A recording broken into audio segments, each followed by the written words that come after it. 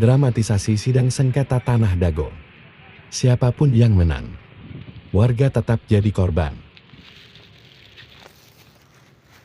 Assalamualaikum warahmatullahi wabarakatuh.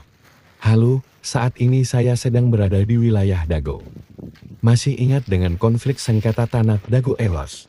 Ternyata, konflik sengketa tanah Dago Elos merupakan dramatisasi yang sengaja dilakukan oleh beberapa oknum warga yang ternyata sejak awal sengaja dibuat sebuah skenario untuk saling menggugat. Konspirasi ini dilakukan untuk membodoh-bodohi warga, dan pada akhirnya warga masyarakatlah yang dirugikan. Berikut ini merupakan sepak terjang dari oknum warga yang merupakan mafia tanah. Diceritakan oleh seorang tokoh masyarakat, yaitu Muhammad Diyaman, yang sebelumnya pernah menjabat sebagai Ketua RT 07 RW 01 Cirapuhan Dago. Bismillahirrahmanirrahim. Berikut ini kami sampaikan sepak terjang riwayat hidup mafia tanah yang selama 40 tahun ini. Pada mulanya dia datang tahun 1960-an. Ayahnya bernama Ahya. Bersama adiknya yaitu Ada diberi naungan oleh pribumi keluarga besar Nawisan Tomi Rokayah binti Tama bin Eneoko bin Nawisan. Mafia tanah yang bernama Asep Makmun ini mulai berkenalan dengan mafia tahun 1984. Kemudian tahun 90-an Asep Makmun dan Didi Koswara memecah tanah adat pribumi Wisoma binti Tomi Rokayah, yaitu yang ditinggalin bapaknya tadi, yang ngasih naungan bapaknya pribumi, yang kasih naungan bapaknya itu tadi. Tahun 92 Asep Makmun sepakat dengan Iwan Surjadi, bosnya PT Batu Nunggal Indah. Nah, ini pernah nyuap kita, memberikan hadiah ke Didi Koswara dan Ismail Tanjung, Ketua RW 02 Dago, berupa nama di sertifikat. Ini merupakan lahan Pak Bagio yang lahir tahun 1900, yang dipinjam Pak Karto, Pak Selamat untuk Masjid Al-Hikmah. Kemudian tahun 1999 Asep Makmun CS mengintimidasi penggarap pribumi dan mengkhianati kesepakatan dengan pribumi. Jadi dia mau ngejual garapan-garapan pribumi. Tahun 2002 Asep Makmun CS membuat PBB atas nama Didi Koswara seluas 15.000 meter. Keluarga Asep Makmun CS mulai menguasai lapangan fasilitas umum dan sebagian udah diperalihkan ke kaki tangannya. Karena ditentang oleh tokoh masyarakat, tahun 2008-2009 bikin masalah lagi ini. Dibantu Apu Sukendar melakukan chaos di lapangan atas dengan cara membuang galian tanah proyek pembangunan Hotel Wirton Dago depan pom bensin. Nah, dengan menyewa truk TNI, berusaha memprovokasi warga dengan TNI ini tuh.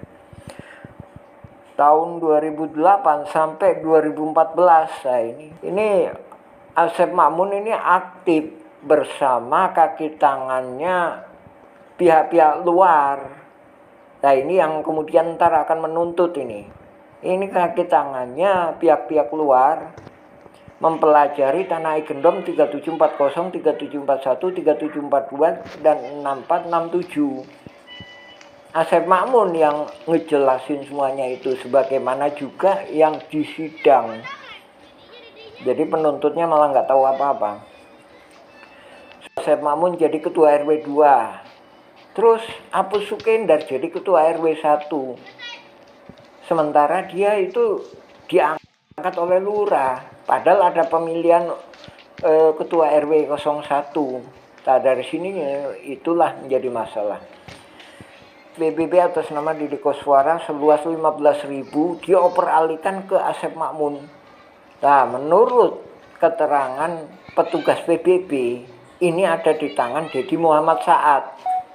Menurut petugas kantor PBB. Muller menuntut warga Dagolos RW 2 dan 3 orang warga RW 1. Nah, ini warga RW 1 Deddy Koswara, saudara iparnya Asep Makmun. Apus Sokendar Alosana, nah ini temennya Asep Makmun, temen yang biasa nyari tanah-tanah yang gak jelas ini.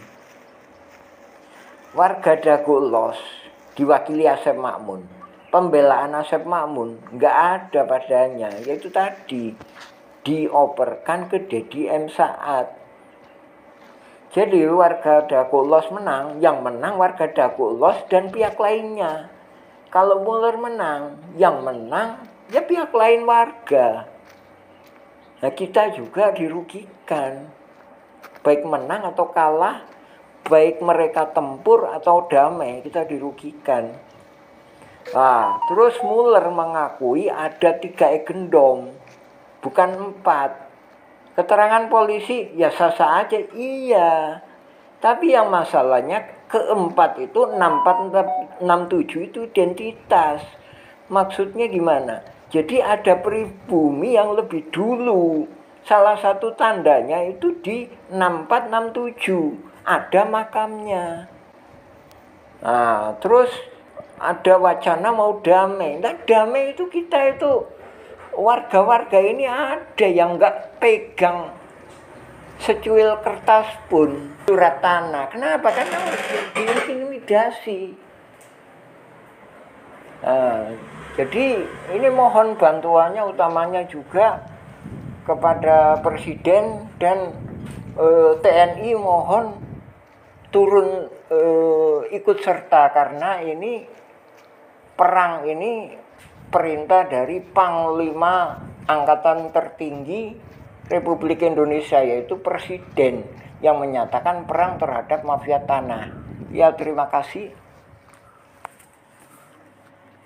Oke, jadi begitulah kesaksian dari salah seorang tokoh masyarakat setempat yang menjelaskan tentang sepak terjang mafia tanah, yang mana ia merupakan salah satu dari oknum warga yang pada mulanya ia dan keluarganya merupakan seorang pendatang dan diberi naungan oleh warga pribumi, sehingga dengan izin dan kebaikan dari pribumi tersebut, ia dan keluarganya dapat tinggal di wilayah Dago ini.